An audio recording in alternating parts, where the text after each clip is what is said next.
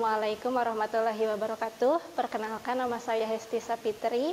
Di sini saya akan membahas materi mengenai riset operasional. Adapun poin-poin yang akan saya ulas adalah yang pertama mengenai riset operasional, yang kedua program linier, dan yang ketiga metode simplex. Yang pertama adalah riset operasional. Riset operasi mencakup dua kata, yaitu riset yang harus menggunakan metode ilmiah dan operasi yang berhubungan dengan proses atau berlangsungnya suatu kegiatan. Riset operasi adalah aplikasi metode-metode, teknik-teknik dalam peralatan ilmiah dalam menghadapi masalah-masalah yang timbul dalam operasi perusahaan dengan tujuan menemukan pemecahan yang optimal. Dalam kehidupan sehari-hari, seringkali menjumpai masalah-masalah dengan tingkat kesulitan yang berbeda. Konsep dasar riset operasi. Riset operasi adalah metode untuk memformulasikan dan merumuskan permasalahan sehari-hari, baik mengenai bisnis, ekonomi, sosial, maupun bidang lainnya, ke dalam permodelan matematis untuk mendapatkan solusi yang optimal. Riset operasi berkenaan dengan pengambilan keputusan optimal, penyusunan model dari sistem-sistem baik deterministik maupun probabilistik yang berasal dari kehidupan nyata. Fungsinya untuk membantu dalam perencanaan dan pembuatan keputusan dalam manajemen untuk mendapatkan hasil yang optimal dengan berbagai macam kendala dan menggunakan pendekatan matematis. Selanjutnya, bagian terpenting dari riset operasi adalah bagaimana menerjemahkan permasalahan sehari-hari ke dalam model matematis.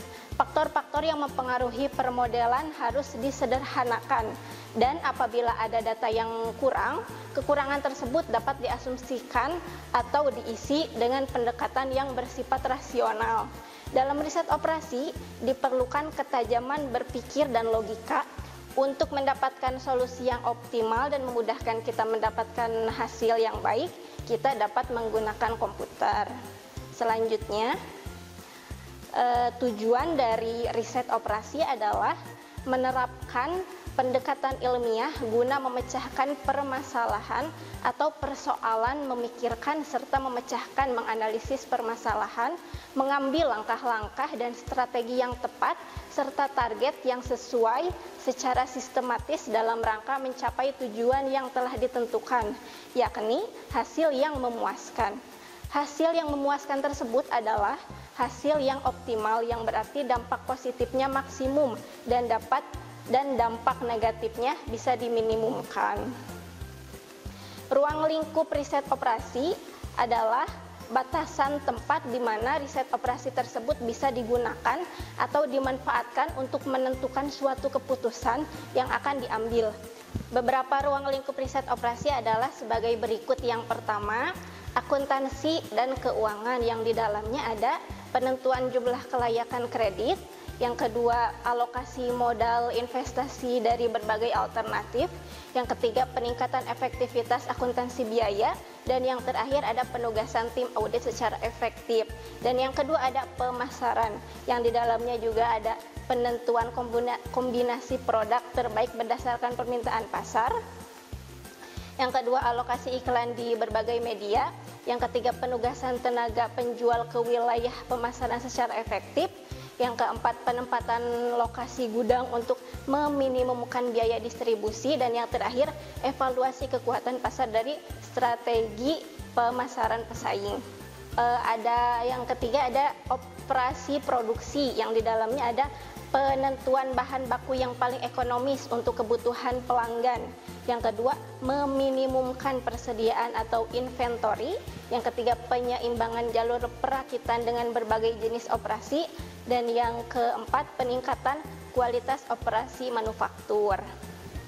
Nah, riset operasi bisa dipandang sebagai ilmu dan seni. Dipandang sebagai ilmu karena riset operasi menggunakan teknik-teknik dan algoritma matematika untuk memecahkan masalah yang ada.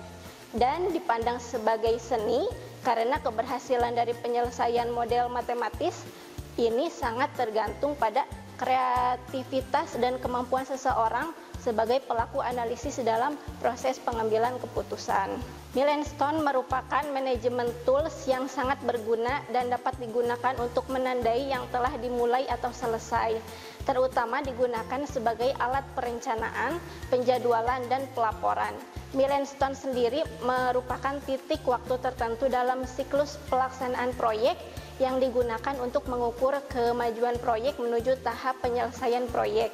Dalam manajemen proyek, milestone digunakan sebagai pos sinyal atau peringatan untuk tahapan awal dan akhir sebuah proyek, kebutuhan akan peninjauan, kebutuhan untuk pemeriksaan anggaran, dan masih banyak lagi. Sedangkan riset operasi membantu manajer dalam melaksanakan masalah terkait interaksi seluruh objek terhadap solusi. Riset operasi berhubungan dengan prinsip optimisasi, yaitu bagaimana cara menggunakan sumber daya yang di dalamnya ada waktu, biaya, tenaga, dan lain-lain untuk mengoptimalkan hasil. Topik-topik utama dalam riset operasional pada abad ke-21 ada 3. Yang pertama, peran baru manajemen proyek di abad 21 yang selama dasawarsa terakhir perusahaan-perusahaan sibuk melepaskan kegiatan-kegiatan yang tidak penting yang dapat dikontrakan keluar. Setiap unit usaha akan berkompetensi dari suatu perusahaan akan bekerja sama dengan perusahaan lain. Yang kedua ada loyalitas baru, yang ketiga ada manajemen proyek. Nah, riset operasi dan teknologi informasi.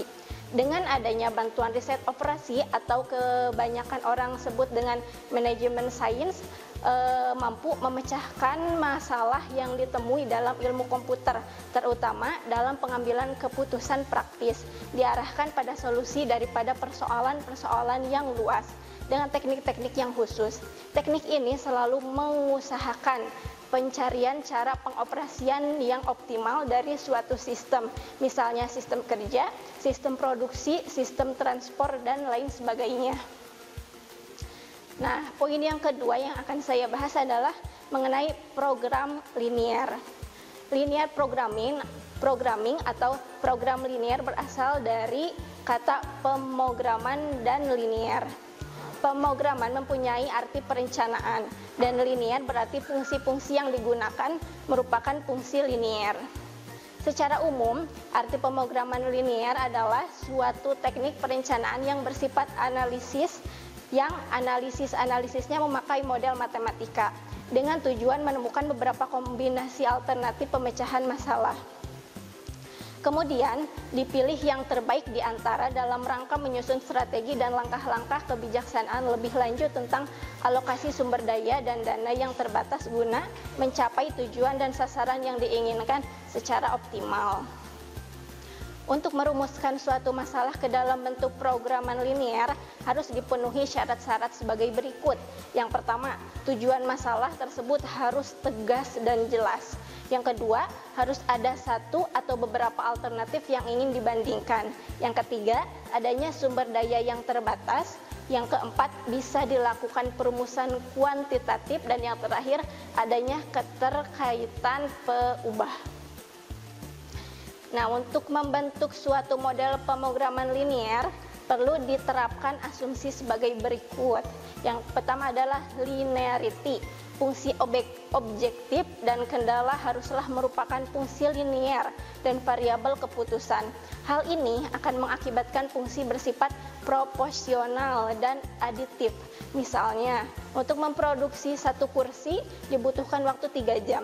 Maka untuk memproduksi 2 kursi dibutuhkan waktu selama 6 jam. Yang kedua ada divisibility. Nilai variabel keputusan dapat berupa